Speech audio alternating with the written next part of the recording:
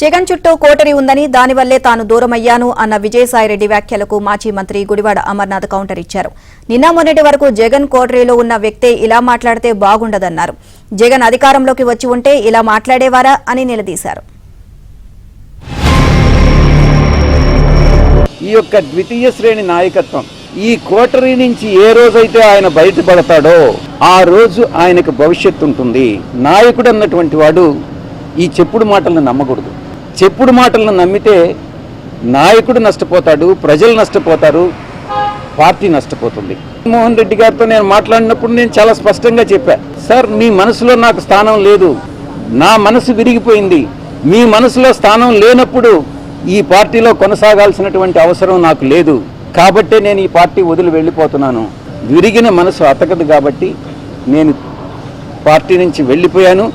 తిరిగి ఆ పార్టీలో వైఎస్ఆర్ కాంగ్రెస్ పార్టీలో చేరేటటువంటి ఉద్దేశం నాకు లేదు.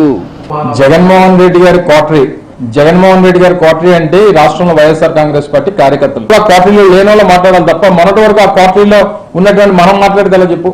ఈ పార్టీలో పనిచేసినప్పుడు వివిధ హోదాల్లో వివిధ స్థానాల్లో పనిచేస్తుంటాం. ఇప్పుడు నీకు ఒకరి మీద మనసు ఇరిగిపోయిందని అంటే ఇంకొక మీద ప్రేమ పుడితేనే ఇక్కడ మనసు ఇరిగిపోద్ది. అది ఎవరి మీద ప్రేమ పుట్టిందో ఎవరి మనసు దేనికి ఇరిగిపోయిందో అనేటువంటి త్వరలో తెలిస్తే మనకు అవన్నీ చూస్తాం కదా రాజకీయాల్లో. నిన్న కూడా వారు మాట్లాడుతూ చెప్పారు. ఏం చెప్పారు? ఈ రోజు వరకు ఏ నిర్ణయం తీసుకోలేదు అంటే ఈ రోజు అంటే నిన్నటి వరకే కదా.